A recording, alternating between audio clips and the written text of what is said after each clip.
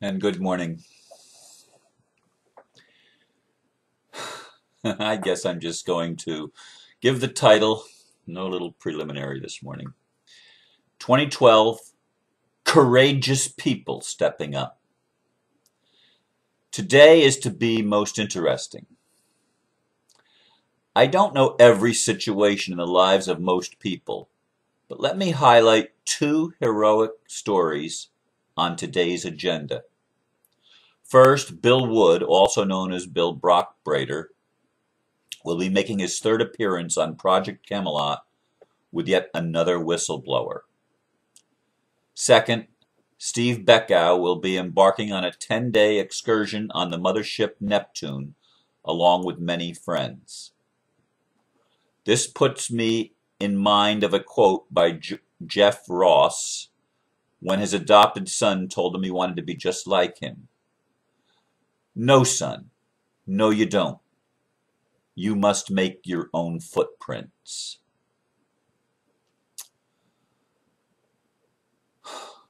And it's interesting that I just came from my Facebook page, and the last thing shared on it was from Shoshana, one of my friends, and she posted a video from Martin Luther King Jr., "Everybody can be great." And I thought, isn't that a confirmation of today's topic, which came in just 47 minutes ago. So it was just posted just before 4 o'clock this morning. Anyway, today is going to be an interesting day. I look forward to hearing the third in the series of interviews with Bill Wood, Bill Brockbrader, and he is definitely heroic in stepping up and sharing what he knows about some behind-the-scenes intelligence that is important for all of us to grasp. It's really, really important for Benjamin Fulford and David Wilcock and all the whistleblowers all over the place to come forward and tell the truth. Truth has been suppressed and hidden for such a long time that when these courageous people are willing to step out and do this, and then Kerry Cassidy and Bill Ryan are able to bring it to the world, and others around the world have been stepping up and bringing this news behind the news to whoever wants to pay attention to it. There's still a lot of people that want to keep their head in the sand and want to keep the old ways going, but it's not going to be. It's just not going to be. This is the time when heroes and heroines are really stepping forward and walking in their own, making their own footprints, as Geoff Ross told his son. Now, Geoff Ross, interesting, was a Navy man, and his son wanted to be, his adopted son wanted to be a Navy SEAL, and so he helped guide him in that direction. And I didn't read the entire story, but apparently when his son was older, he said, "I want to be just like you," because he really respected and honored his dad. Well, there's nothing wrong with respecting and honoring your dad. But his dad had the wisdom to say, "You've got to make your own footprints, son. You've got to make your own footprints." And that's what Jesus or any of the masters would tell each of us. You've got to make your own footprints. It's fine and dandy to honor what someone else has done. It's a good thing to do that, unless they become an idol and you don't live your own life and light your own candle and let your own flame of freedom and your own flame of personal identity burn. Now, heroes and people on the hero journey, and we're all of us are on the hero's journey. Some of us are awake to that fact. Many are still not awake to that fact. But every single one of us is on a hero's journey as we incarnated on this planet during this time of great upheaval, great shift in consciousness, great changes taking place in the paradigm of what people on the planet believe reality to be. And Bill Wood and others are doing a magnificent job of waking people up. Now, one of the things many of us have wanted, we've wanted our governments and our leaders to disclose the truth. And so disclosure of the presence of extraterrestrials has been a major, major thing that we've been hearing in channel messages. Disclosure is coming. Disclosure is coming. Just like Nasara is coming and all of these other things. Well, Steve Beckow, and for those of you that don't know and don't remember, Steve Beckow is the man that encouraged me to start doing videos way back in either late December 2010 or very, very early January 2011. He corresponded with me and encouraged me to do videos. Now, he's a brilliant man. And so he's taking disclosure into his own hands. He's asked questions of extraterrestrials, and they've responded to him. He asked, can I bring 20 people and go up on the mothership and have an excursion, a tour of the mothership? And he got the answer, yes, and you don't have to limit it to 20. I don't know how many people will actually go, but I did read the entire transcript of the channeled correspondence, a channeled dialogue between Steve Beckow and I forget the extraterrestrial's name, the captain of the ship or whatever, commander of the ship, whatever he is. The mothership Neptune, which is a huge, huge ship. Some of these motherships can be hundreds of miles in diameter, hundreds of miles long. I mean, they're not little things. They're not little like our biggest airplanes would be dwarfed in comparison to some of these motherships. But anyway, they are allowed to bring cameras. Their cell phones will work. It was joking. He says, "What should they bring?" And they says, "Bring your toothbrush." But it was just kidding. So I don't know that I would be willing at this point. Maybe I would, as long as I could keep doing my videos and everything, and that wouldn't interfere. It would certainly be interesting. I've never even seen a UFO, at least not a hovering UFO. Only streaks of light through the sky is the best that I've ever done. And I've invited them, and they've never come. And that's okay. It is what it is, and it will happen when it happens and when it's supposed to. But I think it takes a tremendous amount of courage of Steve to put himself out there and say, this is what we're going to do. And we'll see what happens. They're supposed to bring all these little cosmic bicycles, which are little teeny UFOs, scout ships or whatever, and to go and round up all the people that want to go. And they're going to take them up for a 10-day excursion into space, and we'll see what they come back with, what story they come back with, and what pictures they come back with. This could be a way of disclosure without waiting for the powers that want to continue to be making the announcement, because some of them are just diehards and will not give up their illusion that they can control the planet.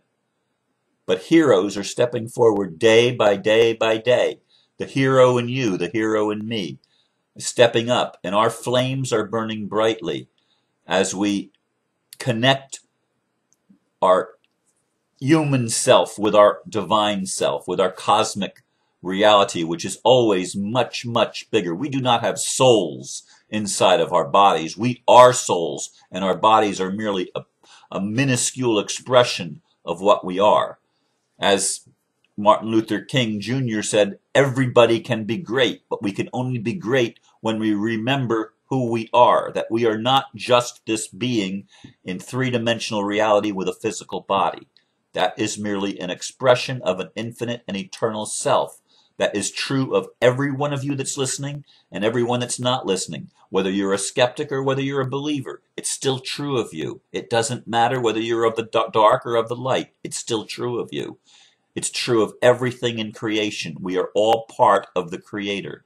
Creation is all part of the Creator. There is no separate creation somewhere. It's all a cosmic chess game. It's all an evolution of consciousness, which begins with a devolution, and how close that sounds to devil. But we devolve so that we can evolve, so that we can fill everything with the experiential knowledge of I've been there, done that. It's not just an etheric or a theoretical thing. It's real because we have real experience. It's not an illusory experience that we have when we become human. It's the real experience. We have the ability to actually experience things in sequence, in time and space, and it's called human life. So we've given ourselves this tremendous gift where we can explore the dark and the light, the masculine and the feminine. We can explore all polarities, and we can recognize the polarization that we have created, as well as coming into the dance, the heroic dance of waking up and remembering. That is, bringing back the members that are not visibly present with us, that are not consciously part of us, but are becoming consciously part of us once again, so that we become whole. This is the heroic dance of life. And it's all life. It's all life. Even death, which is an illusion because it's separation from life, but it's not. You know, it appears to be, well, they're not living anymore. Well, yes, they are. They're just not living in this dimensional perception, in this reality. They're still living because we don't die. Death is impossible to eternal beings, and we are eternal beings. And this knowledge, this recapturing, if you will, of the knowledge of the eternal soul is what transforms everything during this era, on this earth. It transforms us from the inside out, and it's going to transform, it is transforming our entire world. And Bill Wood would be telling us more of what he knows, and whoever that whistleblower goes. And maybe by, well, I don't know if I'll have it all, I will have listened to it by tomorrow's video, but probably tomorrow, no doubt, I will listen to it. I don't know if I'll catch it live tonight. We'll see. I don't know. Yesterday I had plans of what I was going to do, and it didn't go as I planned because I was waiting for information coming back from another source, and it didn't happen till the day was almost, you know, was over half gone. It was noon before I finally connected with this person, and by that time the 3-hour drive that I was going to have to make was no longer possible. There just wasn't enough time left in the day to accomplish what I needed to accomplish. I needed to start in the morning, and it didn't happen that way. So I was spinning my wheels all day, and the truth of the matter is, here's the funny thing. Sometimes I'm so out of sync with time, I didn't even remember that yesterday was Friday. I mean, it was, I knew it, but yet I didn't know it. And what does that mean? It means I didn't do my community calendar notice, which I usually do on Friday mornings. I didn't do it till, what, 5 o'clock in the afternoon, or 4:30, 5 o'clock in the afternoon, because I forgot to do one of my routine things. So everything is getting skewed, but we're stepping up, and everything is being shifted for us. It was shifted for me yesterday when I did that 222 video instead of the 444 video. And there were lots of interesting comments on that, lots of messages from angels and lots of meanings given. And for me, my own answer was, I'm connecting with my higher self and my human self. And that's what the two candles represent. You notice one of them is really glowing because it's reflecting off, the flame is reflecting off the wall. I suppose if I removed the flowers, those artificial flowers that I've had up there forever, if I remove that, and the other candle would also be reflecting against the wall, but it gives two different images of candles because of the reflections, and one represents the higher self and one represents the human self. But there's lights in both of them because we are light, folks. And we're being very, very courageous and heroic, those of us that are willing to embrace all of life. With all of its mystery and all of its paradox, we embrace it all, and we recognize that we are part of a very dynamic cosmos, and we are willing to travel as Steve is willing to do with his friends.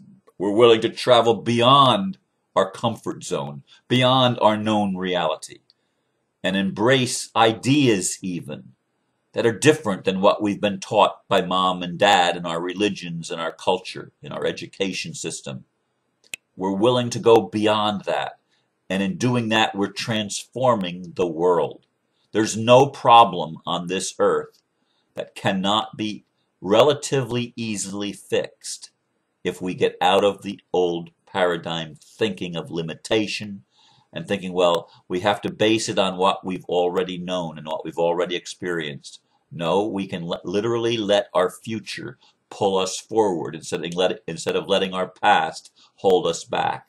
We've always let our past, well, how is it done? What are